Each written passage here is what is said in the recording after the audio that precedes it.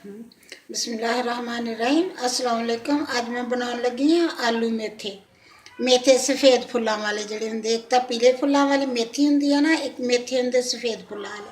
अज मैं वो बनाने लगी हाँ। इन्हां नूं मैं पहले तोड़दी हाँ, तोड़ के फिर बरीक बरीक कट लूँगी छोटे छोटे, फिर कट के पहले तोड़ के इदां करके इन्हां नूं तोड़ लईदा सारिਆਂ ਨੂੰ ना।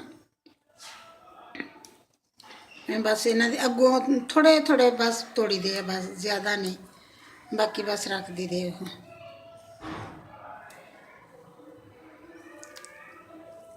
ये एवें तोड़ूंगी, तोड़ के ये जड़े फिर इन्हों कट लूँगी अच्छी तरह, छोटे छोटे कट के फिर इन्हें अच्छी तरह धोऊंगी, फिर इन्हों बनाऊंगी। हुण मैं इन्हों सारे एवें तोड़ लेनी है, पहलों तोड़ के फिर तुहानूं दिखाऊंगी कट के।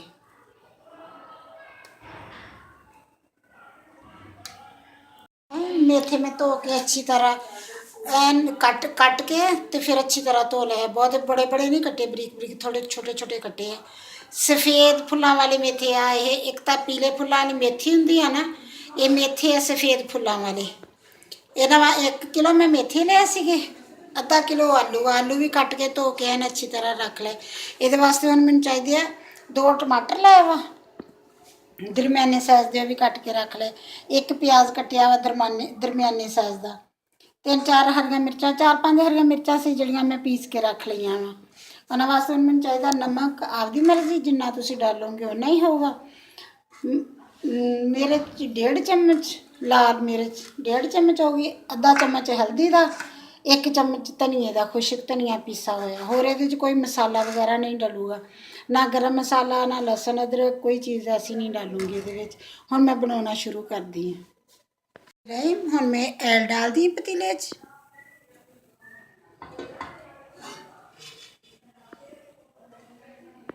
तेल तुसीं उन्ना डालोगे ऐल जिन्ना तुहाडे मतलब मुनासिब जिन्ना हुंदा।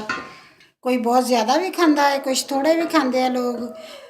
जिन्ना खाने उन्ना ऐल डालो, घ्यो डालो, देसी घ्यो डालो, मतलब जिहड़ी चीज़ भी खाने वही डाल लो। मैं तो ऐल इस्तेमाल करदी हाँ, इसलिए मैं ऐल ही डालदी हाँ। हुण मैं इहदे च डालते प्याज, प्याज थोड़ा जिहा ब्राउन होन दे, फिर मैं इहदे च डालूंगी टमाटर वगैरह।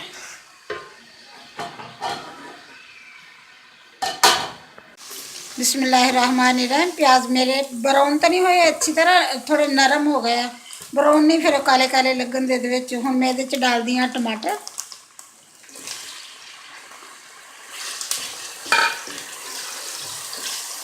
टमाटरां दे नाल ही मैं डाल दूंगी सब्ज़ मिर्च।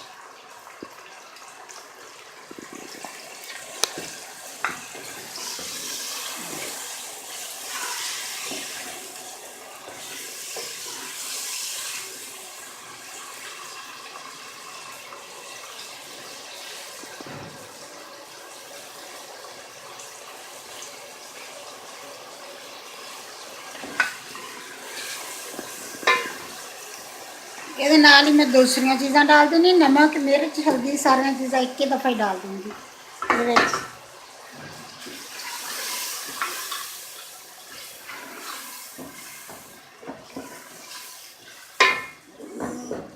ये 2 घुट पानी डालूँगी ताकि ये लाल मिर्च जी सड़ ना जाए, मिर्च सड़ जाए तो महक आऊगा फिर, इसलिए माड़ा जिहा पानी डालूँगी नाल। हुण थोड़ी देर इहदा मसाला बनाऊँगी, अच्छी तरह इहदा मसाला बनूगा, फिर ये बाकी चीज़ां डालूँगी मैं।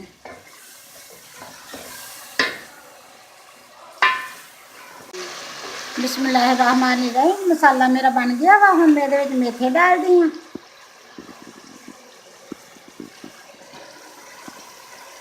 जो मेथे आलू डाल लूँगी उदो इन्हां दी आंच थोड़ी हल्की करूँगी, पानी बिल्कुल नहीं लाऊँगी इन्हूं ज़रा भी, क्योंकि पानी नहीं, पानी पाऊँगे तो ये कड़वे हो जाते फिर पानी नाल। पानी तो बगैर ही इन्होंने मैं भुनूँगी, एन अच्छी तरह इन्हों गलाऊँगी भी पानी तो बगैर ही, तो भुनूँगी भी पानी तो बगैर, फिर इन्हूं मतलब बाद विच।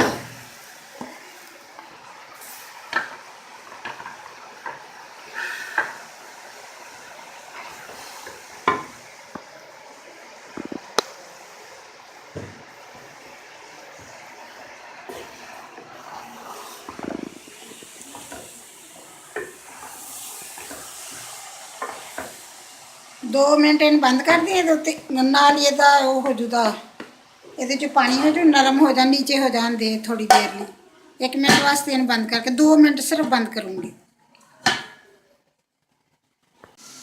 बिस्मिल्लाहिर्रहमानिर्रहीम 2 मिनट हो गए। हम मैंने उतार के देख दी, नीचे चले गए ना, बस जिवें ही पैंदा सेक उवें ही नरम हो जाते। हुण मैं इहदे च आलू डाल दिन्नी आ। आसान सौखा तरीका बनाने का, बिल्कुल आसान तरीका, आसान तरीके नाल बनदी भी माशाल्लाह बहुत अच्छी है चीज़।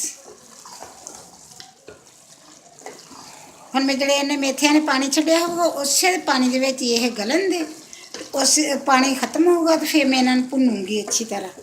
ज़रा बिल्कुल भी नहीं ये कड़वाहट होंदी, ज़रा भी ना ये मेथियां का महक होगा ज़रा भी। माशाल्लाह बहुत अच्छे बनते होंगे इदा। हम मैं आँच थोड़ी हल्की करूँगी तो इन उत्ते रख के इन्होंने पकन दूँगी।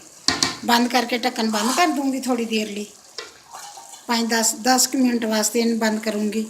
फिर इन खोल के देखूँगी, एक अद्धी बार खोलूँगी, विचों खोल के देखूँगी 1-2 दफ़ा ना, कि नीचे ना लग जाए पानी खुश्क हो जाए। तो फिर बाद इन मैं जिदा ही वो पानी खुश्क होगा फिर तुहानूं दिखाऊँगी, फिर मैं भुनूँगी इन्हें।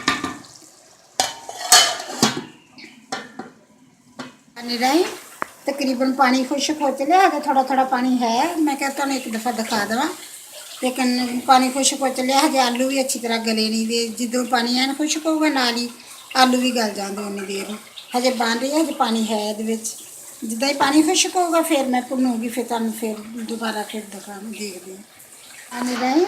पानी मेरा खुश्क हो गया, पानी खुश्क हो गया, एल पानी खत्म हो जाए तो फिर सब्जी एल छड़ देंगी। एल छड़ दिता वा। हुण मैं इन्हूं अच्छी तरह भुन दूँगी, अग थोड़ी तेज़ कर दूँगी, फिर अच्छी तरह इन भुनूँगी। आलू भी तकरीबन गल गए, भुनते भुनते जी माड़े जे है वो गल जाए, गल गए तकरीबन बस। हुण मैं नाल ही इहदे च थोड़ा सब्ज़ धनिया डालूँगी।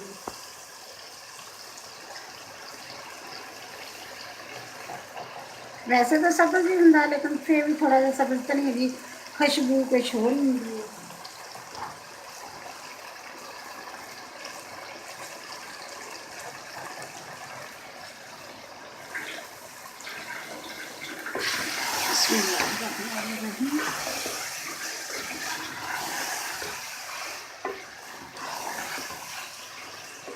एन अच्छी तरह इन भुन लेने, अच्छी तरह भुन जाते फिर बिल्कुल इन्हों ना स्मैल ना कोई चीज़, मतलब ज़रा नहीं आऊगी, बिल्कुल बहुत प्यारी खुशबू होनी होंगी है। मेथियां का महक ज़रा नहीं होंदा हुंदा उहदे च, खुशबू होंदी बल्कि बहुत प्यारी फिर मेथियां की।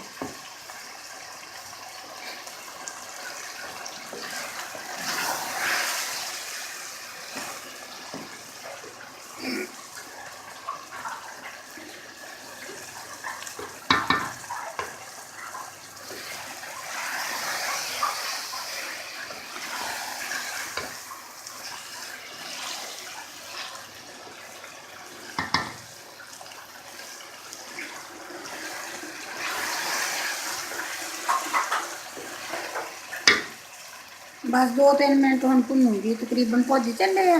2-3 मिनट होर भुनूंगी इन्होंने, 2-3 मिनटों के बाद फिर मैं बंद कर दूँगी चूल्हा।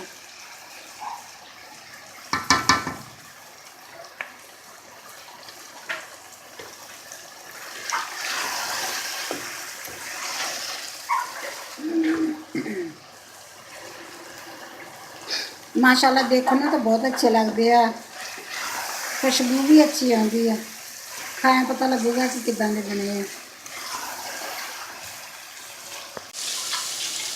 बिस्मिल्लाहिर्रहमानिर्रहीम।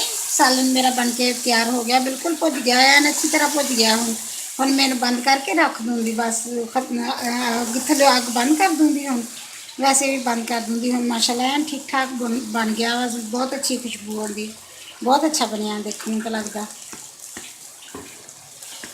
हमारी रहीम सालन बिल्कुल बन के तैयार हो गया, माशाल्लाह बहुत अच्छा बनया देखने तो माशाल्लाह बहुत अच्छा लगता वा। तुसी भी बनाया जिदा बना के फिर मैंने ज़रूर दसिया जी। अगर मेरी वीडियो पसंद आए लाइक करना, शेयर करना, सब्सक्राइब करना। अल्लाह हाफिज़।